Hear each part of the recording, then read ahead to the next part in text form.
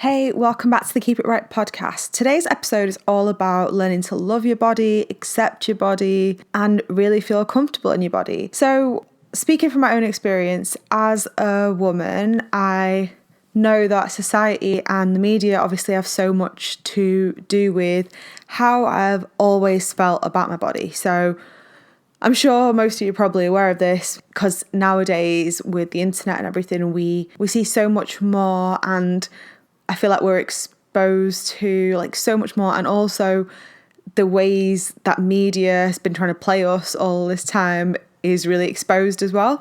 So I feel like we're more aware of all of that stuff now. We're aware of the lack of representation, diversity, the fat shaming, the diet culture, the Eurocentric beauty standards, all the things that we had to come up against, the airbrushing, all of that stuff that we were all comparing ourselves to. So if you're around my age, I'm 30. When you were growing up, yes, we had MySpace and Facebook as we were in our teens and older. But as for images that represented bodies, our only exposure to that was either TV, movies, or magazines.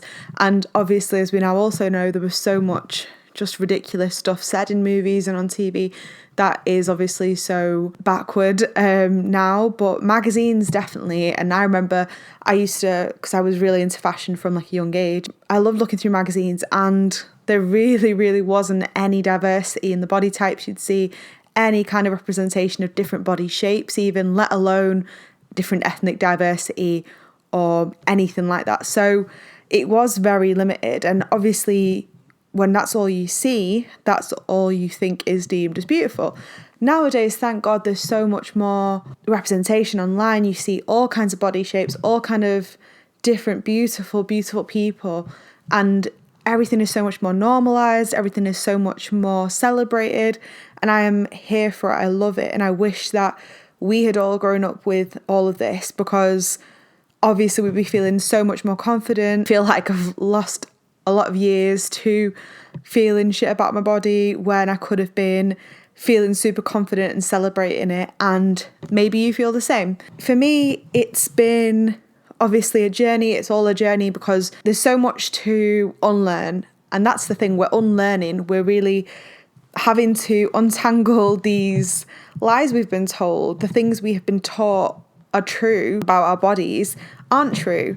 The things we've been taught are the only way of being aren't the only way of being, and actually there's nothing wrong with our bodies. There's just so much to unpack here and talk about here, so this is probably going to be a 2-part episode because there is just so much ground to cover, and it's just such an important thing to talk about, even though there is more available in this area nowadays. Like there's so many body positivity accounts, self-love accounts, lots of social media accounts where they show you obviously what people look like with and without filters, airbrushing, all that stuff. There is so much of that happening, but then again we are bombarded with more images than ever because we're obviously seeing so many more images than we've ever seen before, because we're looking at Instagram, Facebook, adverts. There's just so much more to look at than ever before, and we consume so many more images on a daily. And the other thing is that we're consuming so many more edited, airbrushed, face-tuned images on a daily, which is the unhealthy part. If everyone was just sharing raw, unedited, filter-free pictures, then yeah, maybe there would be a lot more good going on. But for the most part, because everyone has access to those apps and things now, we keep seeing people looking kind of exactly the same because they've all got filters on. I personally make a point of not using any filters at all, apart from like the funny Pokemon type ones, and I never ever edit pictures of my face, my skin, my body, anything like that. And if that sounds normal to you, great, but to be honest, I know so many people are just obsessed with filters, body editing, all that kind of stuff. So I definitely, with what I do with Keep It Bright, make a point of never doing anything like that. And it just helps you to accept what you actually look like so much more, because even times where I've like tried a filter back when they first gained popularity, I was just trying them for the fun of it, and I wanted to see why so many people I knew looked so different all of a sudden. And you try the filters and it's crazy because obviously this is the first time we've been able to so quickly at a push of a button see what we'd look like with a smaller nose, with bigger lips, with blue eyes, with red hair in an instant. And apart from the hair thing's quite cool because if you were wanting to dye your hair, you can literally see what it would look like. That's really cool. But to be able to change your appearance so quickly at a push of a button and really move your face and see what it would look like. I mean, it's scary that that's even something that's so accessible to anyone of any age. And I think it's super harmful. I think it's really damaging. I think it's a step in the wrong direction in terms of moving towards people being happier with how they look and more accepting their bodies. And acceptance is the main thing. Acceptance is what we're all lacking because we've been told in the way of images, in the way of ridiculous beauty standards that are unattainable. We're told that there's something wrong with us or that we need to look this way and we need to look more like her. Our bodies need to be totally different. And we're told all of those things. Those things aren't true. Those are just things we're told. And please bear in mind as you're navigating this world that we're told those things to benefit them, not us. The beauty companies, the plastic surgeons, society in general benefits from you feeling shit about yourself because you then buy more makeup, you buy more skin products. They tell you that wrinkles are bad and that women aren't meant to age and they're meant to look young forever and it's not desirable because they want to sell you the anti-aging products. Aging is natural. There's absolutely nothing wrong with it and it's inevitable. They tell you need bigger lips so that you pay them to get your lips bigger. It's that kind of thing. Basically, people are profiting off your insecurities. And I know that's shit to hear, but that's kind of what it comes down to for most of it. And it sucks. But if you're aware of it and you try to think of it that way, then self-love really is a revolution. Then acceptance really is a fuck you in the face of people who are trying to make you feel bad about yourself when there's actually nothing wrong with you. Don't even get me started on the Eurocentric beauty standards, especially as an Asian woman in the magazines and in the media until very recently. It was just white celebrities, Eurocentric beauty standards, and it's like a second layer of things that you were made to feel were wrong with you just because you weren't used to seeing any representation or any diversity. Things like pigmentation used to really bother me, but I didn't know that was a thing that is really common and normal for any people of colour. I thought that there was something wrong with my skin and my body, and it wasn't that. It was just, that's how it's supposed to look. I just hadn't seen any of that. When you look back at pictures of maybe a younger you, a you before you gained weight, just old pictures. Do you ever find yourself looking back at old pictures where you thought you were ugly, you thought you were fat? I don't even want to use these kind of words, but just to put it in basic language, you thought those things about yourself, you didn't think you looked good, and you look back and you think there was absolutely nothing wrong with me. That goes to show there's never been a problem with you. The problem has always just been with the way you thought of yourself. The problem has been with what you were led to believe was true, what you were thinking. Actually, just today I saw that came up on Insta that Bella Hadid has admitted to having a nose job. Obviously, we all knew she'd had a nose job, but she said she had this nose job when she was 14 years old, which is crazy to me. And she says she regrets it. She says she regrets erasing her ethnic features and that she wishes that she had given herself a chance to grow into her nose and just embrace her heritage and her own features. And yeah, it made me quite sad, obviously, reading that she obviously made that decision so young and was feeling that way about herself so young. And I guess it's something so many of us can relate to, especially when you're a teenager, especially at that age when there's just, you're looking for acceptance or you're looking for validation. And she was also talking about how she's had eating disorders, how she hates looking at her body, how she's really just battled with a lot of that stuff. And it's wild, isn't it, when she's known as one of the most beautiful women in the world and that's how she feels about herself, and she struggled so much with her self-image. And it's just sad to see someone who so many view as flawless and perfect, they don't like how they look or still not feel comfortable in their bodies. And it's just all down to how we think about ourselves and how we think about our bodies and how we think they're supposed to look. That's the biggest thing. Basically, we give our bodies a hard time because of fear at the base level of it. We're afraid what other people will think of our bodies, or what they will say about our bodies, or that they will think we're not good enough, or that we should be a different way. And there's actually nothing wrong with how we look or how our bodies are in their natural state. It's the judgment we place on them, or the fear of judgment of others.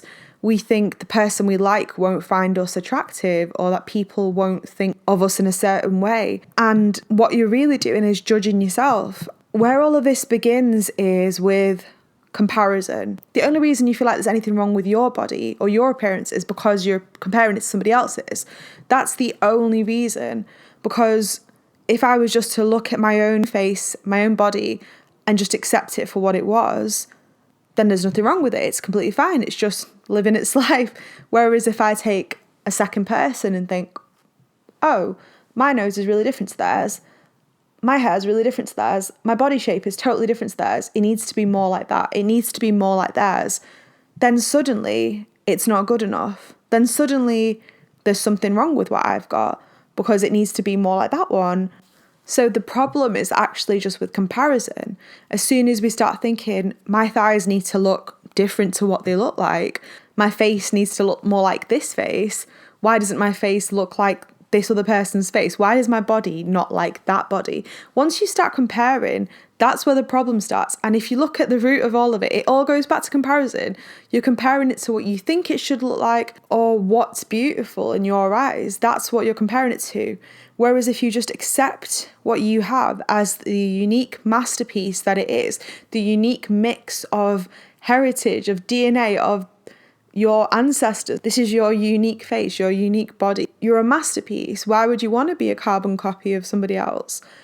Acceptance is where it all gets better and where it all just goes away. All those little voices go away when you accept that this is what I look like. This is the face I was blessed with. This is the body I was blessed with. One of my favourite quotes, you will have seen me put it on prints year after year, is look with love and what you look at changes. So when you look with love, what you look at changes. When you look with love, acceptance, gratitude, admiration, when you look at yourself through those eyes, like you look at other people, like you look at your friends, like you look at your loved ones, like you look at those celebrities, you look at them with eyes that enjoy what they look at. Whereas if you look at yourself with eyes of judgment, hatred, comparison, disgust, rejection, obviously you're going to feel shit. And you need to choose to look at yourself in the right way. Start admiring yourself for the masterpiece that you are. And don't get me wrong, I'm not somebody who's always been body confident. I've had so many insecurities, especially in my teen years and then into my early 20s. Thankfully, I harnessed that quick and started really being about body positivity, and God, it changed my life. When you're not fighting against yourself or making yourself feel like shit, God, it does wonders for your self-esteem, your confidence, for everything. It's just such a weight off to not care about those things anymore and to not be comparing yourself or giving yourself a hard time. I'm not perfect. It's been a practice. It's been a daily practice. Everything is positivity, positive thinking, gratitude. It's all a daily practice. You don't do something once and then you're the master of it. And it's the same with learning to love your body and learning to embrace your body. It's something you've got to keep doing. It's a work in practice. You do it daily and it gets easier and it gets easier, and the negative voices get smaller and your self-love voice gets louder and bigger, and it gets so much easier to just do it. So I remember I used to really not like my nose. What's crazy to me now is I have absolutely no issue with my nose. I think it fits my face fine. I like my nose. And I really had, for some reason, a problem with my nose. And when I was a lot younger, and what I started to do, because I was already starting on my body positivity, self-love journey hard at that point, I would, every time I saw myself in the mirror, I'd say, oh, you have such a cute nose. What a cute nose. And I'd think it and I'd say it. And then I believed it. And like I said now, I literally don't even remember what I thought was wrong with it. It's wild. And that's not the only thing. I've had plenty of insecurities and issues with my body in the past. So I think some of it comes down to the fact that, as well as the media and all of that stuff, and the internet being a totally different place back then, and not having as much access to seeing different bodies, I was raised by my mum, and she is very modest. So she's a Muslim. She really kind of covers up and is quite modest in how she dresses. You don't really see her figure, things like that. And then also she's quite, I don't want to say a prude for lack of a better word, but she's quite shy, let's say shy for want of a better word. And I guess I wasn't ever seeing any naked bodies or anything growing up. Like, I know some people's mums would have been like fully naked in front of them and just comfortable in that kind of space, but we weren't like that. So growing up, I didn't see like naked bodies or different kinds of real bodies, I guess. All I saw was in magazines and stuff. So I didn't have anything to really compare to, or anything to normalize like skin texture or anything for me, really. And nowadays, I love seeing all that stuff online, because I had a real issue with, I still have them, I had really deep kind of stretch marks across my lower back as I grew up, and obviously puberty and my body changed and everything, and I had these big deep stretch marks across my lower back, and gosh, I just hated them. I had such a problem with them. And then once I started to just accept them and have gratitude for my body, and this was normal, women have stretch marks, well, most people, anyone can have stretch marks, and I accepted them. I actually got the word blessed tattooed over them. You can still see them obviously through and around the tattoo, but because it was such a big thing to me to make peace with that and to think, gosh, if that's what I'm worrying about, like, I'm so blessed, my body is totally functioning and able, and I'm so fortunate for that. So it's the least of my worries.